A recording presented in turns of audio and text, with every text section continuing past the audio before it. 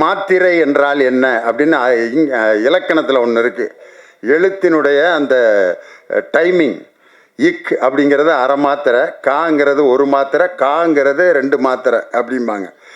அதை சொல்லி எழுதணும். மாத்திரை என்றால் என்ன, எடுத்துக்காட்டுகளுடன் விளக்குக. அவன் மறந்துட்டான் படித்ததை, அவனுக்கு தெரிஞ்ச மாத்திரை எழுதியிருக்கான். மாத்திரை என்பது நோய் வந்தால் கொடுக்கப்படும் ஒரு வில்லை. இது அரசாங்க மருத்துவமனையில் இலவசமாக கிடைக்கும். மெடிக்கல் ஸ்டோரிலே காசு கொடுத்தால் தான் கொடுப்பார்கள். அரசாங்க மருத்துவமனையில் கொடுக்கப்படும் மாத்திரையில் தானா ஆனா என்று எழுதியிருக்கும். இதுதான் மாத்திரை அப்படின்னு எழுதிட்டான். ஆனால் உண்மையிலே அவனுக்கு மார்க் கொடுத்து தான் ஆகணும். தமிழ் இலக்கணத்தில் மாத்திரை என்றால் என்னென்ன கேட்டிருந்தாங்க, இல்லை மாத்திரைன்னு கேட்டிருந்தான், எழுதியிருந்தான். பெத்த அப்பே ரைட்டு போட்டு மார்க்கை போட்டான் 5க்கு 5. இப்போ என் பையன் நடித்த படத்துக்கு நானே போய் பாராட்டி பேசுகிறது அவ்வளவு நல்லா இருக்காது. ஆனால் இருந்தாலும் ஒரு பேச்சாளருங்கிற முறையில் என்னை கூட்டு வந்து ரொம்ப அருமையாக இந்த நிகழ்ச்சிக்கு வந்து என் முன்னாடியே பேசினார். ரொம்ப சந்தோஷம். மாண்புமிகு பறை, இந்த தலைப்பே ரொம்ப அருமையான தலைப்பு. எம்ஜிஆர் அவர்கள் நிறைய படத்தில் அவருடைய படத்தலைப்புகள்லாம் பார்த்தீங்கன்னா சாதாரண தொழிலாளர்களை பற்றி தான் இருக்கும். ரிக்ஷாக்காரன், பட ஓட்டி, தொழிலாளி, விவசாயி இப்படின்னு தான் இருக்கும். தலைவன் ஒரு படம் எம்ஜிஆர் படம் வந்துச்சு, அது சரியாக ஓடலை. காரணம், அவர் வந்து எளிமையான மக்களுக்கான படங்களை நடித்து கொடுத்தவர் புரட்சி மக்கள் திலகம் எம்ஜிஆர் அவர்கள். அவருடைய படத்தலைப்பும் இந்த படத்தலைப்பும் ஏறக்குறைய ஒன்று. மாண்புமிகு என்பது அரசியல் வார்த்தை, பறை என்பது ஒரு இசைக்கருவி. எம்ஜிஆருடைய படத்தில் நாடோடி மன்னன், நாடோடிங்கிறவன் ஊர் முழுதும் சுற்றிக்கிட்டு இருக்கிறவன், மன்னன் என்கிறது உயர்ந்த ஸ்தானத்தில் இருக்கவங்க. இந்த மாண்புமிகு பறை, இந்த ரெண்டையும் சேர்த்து பறை இசைக்கு ஒரு மிகப்பெரிய அந்தஸ்தை கொடுத்த படத்தினுடைய தயாரிப்பாளர் சுபா, அப்புறம் அவங்க சுரேஷ்ராம், அவங்க 2 பேருக்கும் பிரான்ஸில் இருந்து இந்த படத்தை ரொம்ப அருமையாக தயாரித்து கொடுத்ததுக்காக நன்றி சொல்லி, இந்த இயக்குனர் பாருங்க, அவர் அப்படியே பரபரப்பாக தான் இருக்கார். என்னை வந்து கூப்பிட்றப்ப கூட, வணக்கம் சார், 18ஆம் தேதி வந்துடுங்க சார் அப்படின்ட்டு இப்போ அழைப்புதல் கொடுக்கறதுக்கே இவ்வளோ பரபரப்பாக இருக்கார். படம் டைரக்ட் பண்ணுறப்ப எப்படி இருந்திருப்பாருன்னு யோசிக்கிறேன் நான். அப்படிப்பட்ட ஒரு சுறுசுறுப்பான ஒரு தம்பி விஜய் சுகுமாரன், அவருடைய இயக்கத்தில் இந்த படம் வந்திருக்குது. ரொம்ப சந்தோஷம். நம்ம இந்த மேடையில் உட்காந்துருக்க ஒவ்வொருத்தரை பற்றியும் தனித்தனியாக பேசணுன்னு ஆசை. அவர் ஜானி மாஸ்டர் இங்கே வந்தோடனே சலோமியா பாட்டுக்கு ஆடி அவர் தொடங்கி வச்ச வைப்பு தான் இன்னும் அப்படியே மேடையில் வைப்ரேஷன் அப்படியே இருக்குது. அதற்கு முன்னாடி நம்ம வேலு ஆசான் பார்த்தீங்கன்னா, எனக்கு தெரிஞ்ச ஒரு கலைஞர் கூட்டத்தில் இருக்க அவ்வளவு பேரையும் தன் பக்கம் கவர்ந்து தனக்காக கைதட்ட வச்ச ஒரு அற்புதமான ஒரு வாத்தியார். அவர் ஒரு 5 நிமிஷத்தில் எவ்வளோ பெரிய மேட்ரை பண்ணிட்டாருன்ட்டு ரொம்ப சந்தோஷப்பட்டேன். அதே மாதிரி நம்ம கணேஷ் பாபு சார், அவர் என்னுடைய ரசிகருங்கும்போது ரொம்ப சந்தோஷம். நம்ம அன்பு தம்பி ஸ்ரீகாந்த் தேவாவுக்கு தேசிய விருது வாங்கி கொடுத்துருக்காரு. ஸ்ரீகாந்த் தேவாவோட பாட்டெல்லாம் கேட்டாலே இந்த ஒரு மாதிரி இந்த கோமா ஸ்டேஜில் இருக்கவங்க கூட அந்த இதெல்லாம் பிச்சு போட்டு இந்த வர்றேன் அப்படிங்கிற மாதிரி இருக்கும். அந்த பம்பர கண்ணாலைங்கிற பாட்டு சந்திரபாபு ஐயா பாடினது, அதை இவர் பாணிக்கு மாற்றி எப்படி ஒரு வைப்போட கொடுத்தாரு. பம்பர கண்ணாலே காதல் சங்கதி சொன்னாலே அப்படின்னு பரபரப்பாக ஆக்கி, அவர் வந்து எப்பயுமே ஒரு மெஷின் மாதிரி இயங்கிக்கிட்டு இருக்கிற ஒரு அருமையான இசையமைப்பாளர். அவர் இருக்கிற இடம் பூரா அப்படியே வைப்ரேஷனோடு இருக்கும். அப்படிப்பட்ட ஒரு நல்ல இசையமைப்பாளர். அதே மாதிரி நம்ம முரளி சார், அவருடைய குரலுக்கு நாங்கள்லாம் மிகப்பெரிய ரசிகர். இப்படி மேடையில் எல்லோரும் இந்த மாதிரி ஹீரோயின் பார்த்தீங்கன்னா, நம்ம பல படங்களில் ஹீரோயின்லாம் பேசி கேட்டிருக்கோம். சீவாமந்த் அப்படியே ஃபுல் ஹேரோட தான் வருவாங்க. அந்த ஹேர் முன்னாடி வந்துக்கிட்டே இருக்கேன், அதை பின்னால் அப்பப்போ தள்ளி விட்டுக்கிட்டே இருப்பாங்க. நான் இந்த படத்தில் நடித்தது எதுக்குன்னா அந்த ஹேர் இங்கே வந்துடும், அப்புறம் அப்படியே பின்னால் தள்ளி விட்டு நான் அதை பேசாமல் இழுத்து ரப்பர் பேண்டு போட்டு பேசாமல் இருந்திருக்கலாம். ஒவ்வொரு வாக்கியத்துக்கும் அதை ஏன் இப்படி பின்னாடி, அது ஒரு ஃபேஷன் ஆகிப்போச்சு. ஆனால் நம்ம காயத்ரி ரமா வந்து எவ்வளோ அழகாக ஒரு தமிழ் பொண்ணு மாதிரி ஜடை பின்னி கிளிப்பு வச்சு அந்த வேலையே இல்லாமல் அவங்க பேசின தமிழும் ரொம்ப அழகாக இருந்துச்சு. கிளைமேக்ஸில் ரொம்ப அருமையாக நடிச்சிருக்காங்கன்னு சொன்னாங்க. என் பையன் நடித்த படத்துக்கு நானே பேசுகிறது எப்படின்னா, என் மகன் என் கிளாஸில் இருக்கான், அவன் பேப்பரை நான் திருத்துறப்ப எப்படி இருந்திருக்கேன் யோசனை பண்ணி பாருங்கள். அவன் என்ன எழுதினாலும் மார்க் போட்டு தான் ஆகணும். காரணம் இதே மாதிரி தான் ஒரு அப்பா தன்னுடைய மகன் பேப்பரை திருத்திக்கிட்டு இருக்காரு. தமிழ் வாத்தியார் அவர் என் பக்கத்தில் உட்காந்து திருத்திக்கிட்டு இருக்காரு. மாத்திரை என்றால் என்ன அப்படின்னு இலக்கணத்தில் ஒன்று இருக்குது. எழுத்தினுடைய அந்த டைமிங், இக் அப்படிங்கிறது அரை மாத்திரை, காங்கிறது ஒரு மாத்திரை, காங்கிறது 2 மாத்திரை அப்படிம்பாங்க. அதை சொல்லி எழுதணும். மாத்திரை என்றால் என்ன, எடுத்துக்காட்டுகளுடன் விளக்குக. அவன் மறந்துட்டான் படித்ததை. அவனுக்கு தெரிஞ்ச மாத்திரை எழுதியிருக்கான். மாத்திரை என்பது நோய் வந்தால் கொடுக்கப்படும் ஒரு வில்லை. இது அரசாங்க மருத்துவமனையில் இலவசமாக கிடைக்கும். மெடிக்கல் ஸ்டோரிலே காசு கொடுத்தால் தான் கொடுப்பார்கள். அரசாங்க மருத்துவமனையில் கொடுக்கப்படும் மாத்திரையில் தானா ஆனா என்று எழுதியிருக்கும். இதுதான் மாத்திரை அப்படின்னு எழுதிட்டான். ஆனால் உண்மையிலே அவனுக்கு மார்க் கொடுத்து தான் ஆகணும். தமிழ் இலக்கணத்தில் மாத்திரை என்றால் என்னென்னா கேட்டிருந்தாங்க. இல்லை, மாத்திரைன்னு கேட்டிருந்தான், எழுதியிருந்தான். பெத்த அப்பே ரைட்டு போட்டு மார்க்கை போட்டான் 5க்கு 5. இப்போ என் பையன் நடித்த படத்துக்கு நானே போய் பாராட்டி பேசுகிறது அவ்வளவு நல்லா இருக்காது. ஆனால் இருந்தாலும் ஒரு பேச்சாளருங்கிற முறையில் என்னை கூப்பிட்டு வந்து ரொம்ப அருமையாக இந்த நிகழ்ச்சிக்கு வந்து என் முன்னாடியே பேசினார். ரொம்ப சந்தோஷம். இந்த 2 அப்பா அம்மா இன்னைக்கு மேடையில் ஒன்றா இருக்கான். நான், என் பையன் தேவா ஐயா, அவருடைய சன்னு, 2 தலைமுறையும் ஒரே இடத்துல சந்தித்தது ரொம்ப சந்தோஷம். நம்ம தேனிசை தென்றல் தேவா சார் எங்கள் குடும்பத்தில் ரொம்ப ஒன்றுக்குள்ளே ஒன்று. காரணம் அவரோட பாட்டை சொல்லி தான் பயங்கர பட்டிமன்றத்தில் ஹிட் ஆனோம். லாலாக்கு டோல் டொப்பிமா கண்ணே கங்கம்மா இடுப்பை சுற்றி திருப்பி பாரம்மா அப்படின்னு சொல்லிட்டு இந்த பாட்டு கவிஞர் வாலி ஒரு பெண்ணை பெருமைப்படுத்துவதற்காக எழுதினார் அப்படின்னு சொல்லிட்டு அதுக்கு விளக்கம் கொடுத்தோம். லாலா என்றால் திருநெல்வேலியில் அல்வா கிண்டும் இடம், டோல் என்றால் அடுப்பு, டப்பி என்றால் மாவு வைக்கும் டப்பா. இப்படி அல்வா அடுப்பிலே வேலை செய்யும் கங்கம்மா என்ற பெண்ணே, உன்னுடைய இடுப்பை அடிக்கடி திருப்பிப்பார். ஏனென்றால் ஸ்டவ்விலிருந்து தீ உன் சேலையில் பற்றிவிடக்கூடும் என்பதற்காகத்தான் கவிஞர் வாலி லாலாக்கு டோல் டோப்பிம்மா கண்ணே கங்கம்மா இடுப்பு சுத்தி திருப்பி பாரம்மா என்று எழுதியதன் நோக்கம் இதுதான் அப்படின்னு சொன்னோன்னா எல்லாரும் உண்மை. வாலி வந்து என்னை பார்த்துட்டு கண்ணீர் விட்டு அழுதுட்டார். சத்தியமாக நான் இப்படி நினச்சி எழுதவே இல்லைடா, ஏன்டா இப்படி ஒவ்வொரு பாட்டுக்கும் இப்படி அர்த்தம் சொல்லி உசுரை வாங்குறீங்க அப்படின்னார். அந்த பாட்டு தேவாண்ணன் பாட்டு அன்னைக்கு தொடங்கினது தான். அவருடைய பாட்டு எத்தனையோ பாட்டு மேடையில் பாடியிருக்கேன். பஞ்சு மிட்டாய் சீலை கட்டி பச்சை வண்ண ரவிக்க போட்டு கஞ்சி கொண்டு போறவளே நெஞ்சுக்குள்ள நீ வாரியா அடவாரி விட்டாக்க வரவழைச்சாக்க மடி தெரிஞ்சாக்க வாரேன் பொங்க சிங்சா சிங்சா சிங்சா சிங். 2 பாட்டையும் ஐயா தான் மியூசிக் போட்டார். 2மே எதிலிருந்து எதை கொண்டு வந்து மேட்சிங் பண்ணியிருக்காரு பாருங்க. அவர் வந்து வெறும் கானா பாட்டு, வெறும் குத்துப்பாட்டு மட்டும் இல்லை, கர்நாடக சங்கீதத்தில் அவர் எழுதி அவர் இசையமைத்த பாடல்களுக்கு நான் மிகப்பெரிய அடிமை. ஆனந்த பைரவிங்கிற ராகத்தில் ஹரிகரன் பாடியிருப்பார். கொஞ்ச நாள் பொறு தலைவா ஒரு வஞ்சி கொடி இங்கே வருவா கண்ணீரண்டில் போர் தொடுப்பா அந்த வெண்ணிலவ தோற்கடிப்பா. ஆனந்த பைரவி ராகத்தில் இவ்வளவு அழகான ஒரு பாட்டு. பாட்ஷா படத்தில் அந்த பாட்டு வர்ற சீன் இருக்கும் பாருங்க. ரஜினி சார் வந்து அந்த மெடிக்கல் காலேஜ் இடம் கொடுக்குறவன்ட்ட எனக்கு என்ன ஒரு பேர் இருக்கு காதில் போய் சொல்லுவார், பாட்ஷா அப்படிம்பாரு. தங்க மகனின்று சிங்க நடை போட்டு அருகில் அருகில் வந்தால் அப்படின்னு சொல்லி அந்த கம்பீர நாட்ட ராகத்துல உண்மையிலே அவர் கர்நாடக சங்கீதத்திலும் மிகப்பெரிய வல்லமை உள்ளவர்.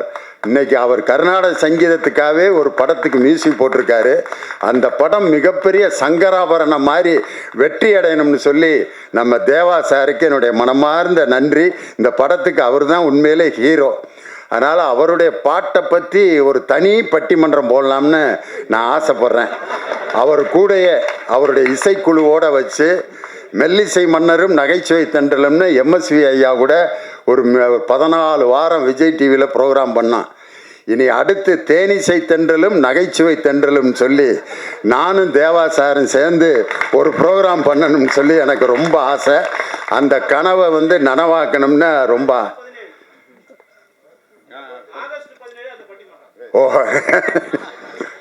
அது மாதிரி அவர் இன்னைக்கு மேடையில் இருந்தது ஒரு பெரிய சந்தோஷம். நம்ம இயக்குனர்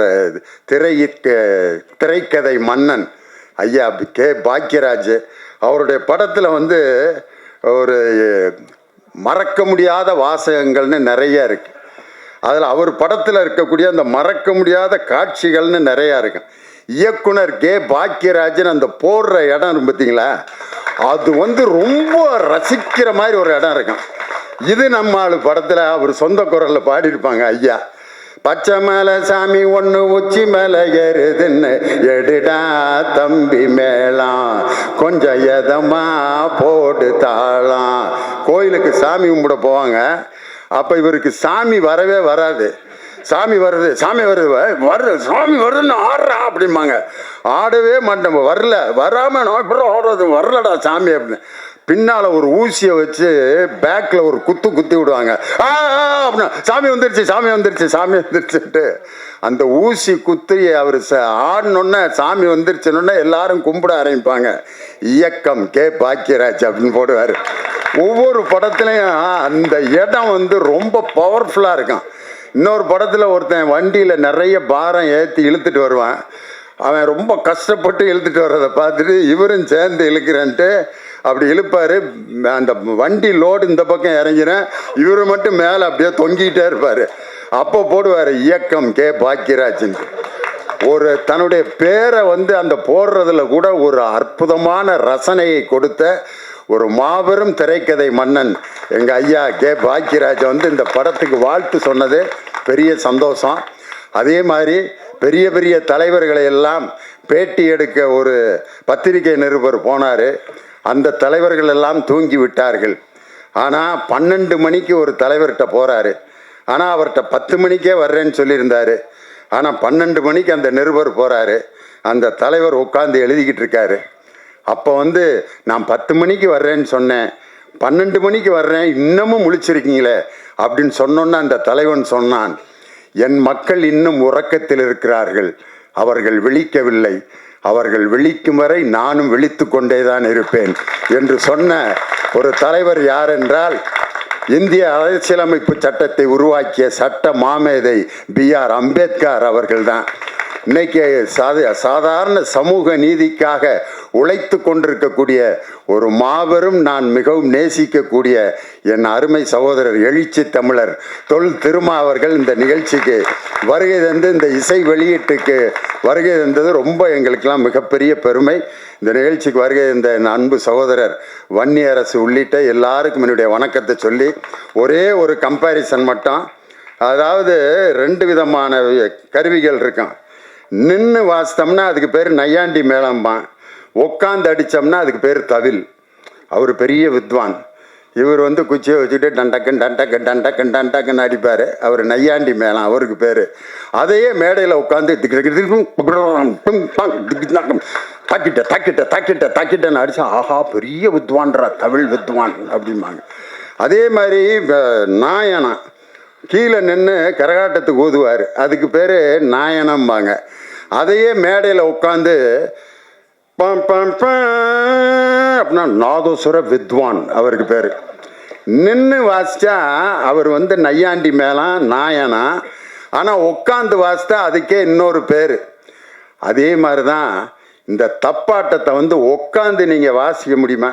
யாராவது ஐயாட்ட கேட்குறேன், உட்காந்து அடிக்க முடியுமா? இங்கே முடியவே முடியாது.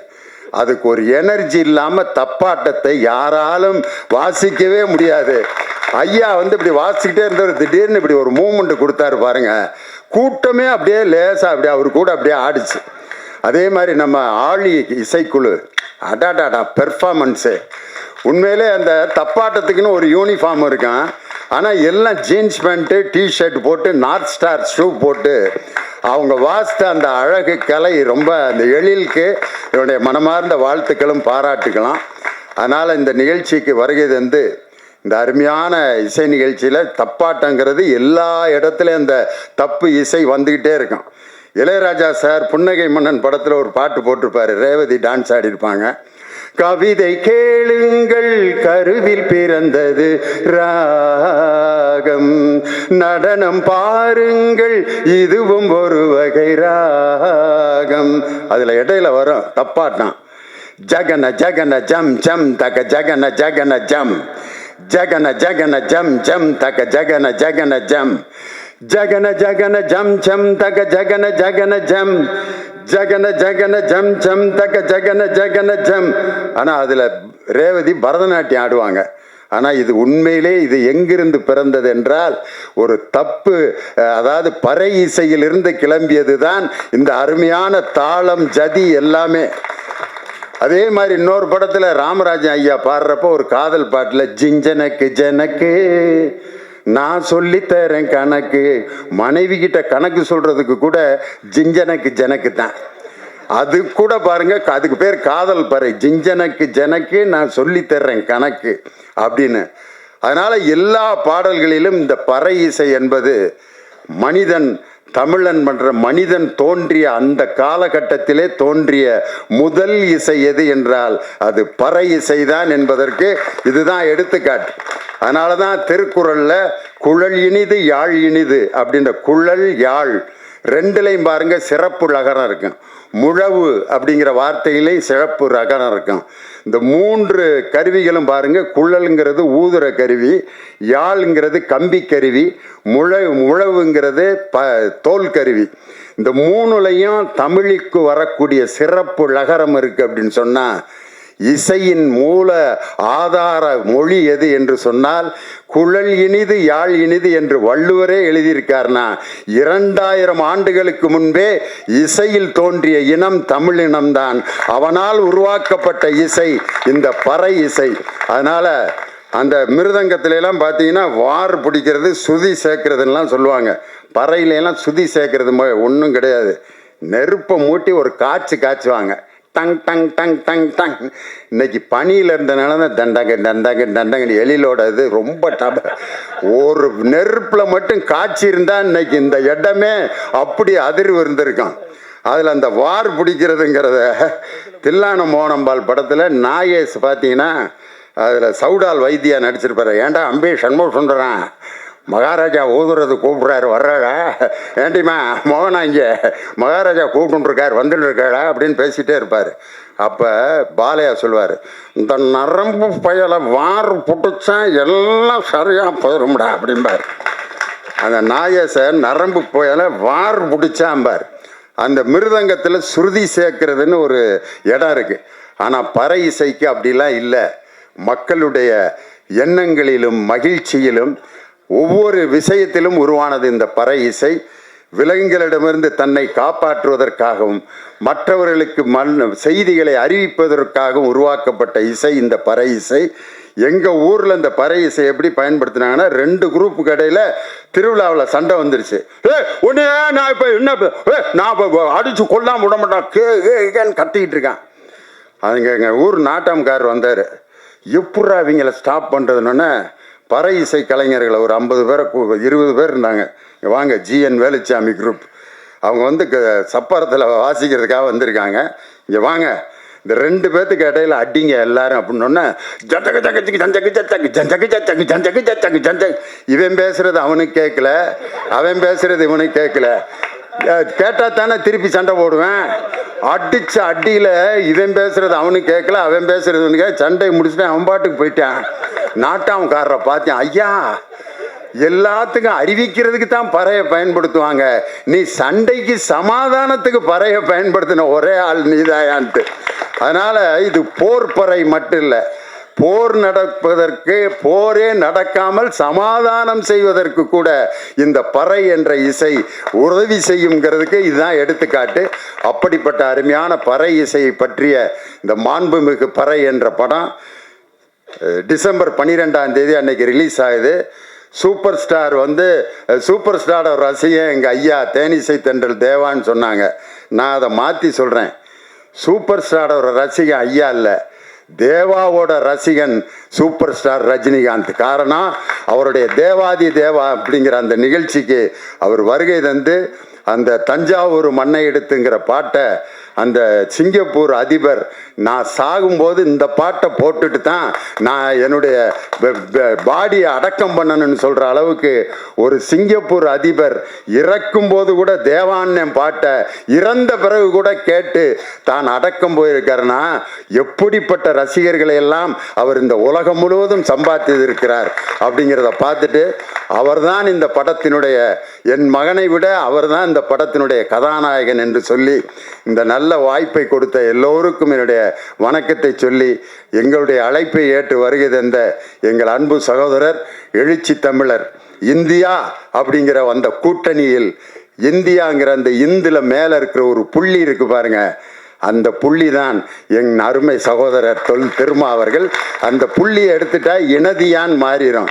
அதனால இந்தியாங்கிற அந்த வார்த்தையில் இருக்கும் புள்ளி தான் என் அருமை சகோதரர். கருப்பு, சிவப்பு, நீலம் மூன்றும் சேர்ந்து இந்த இந்தியாவில் சமூக நீதியை கொண்டு வரும் என்ற ஆழ்ந்த நம்பிக்கையில் எங்கள் அருமை சகோதரர் தொல் திருமா அவர்களை இந்த நிகழ்ச்சிக்கு வருகை தந்ததற்காக பல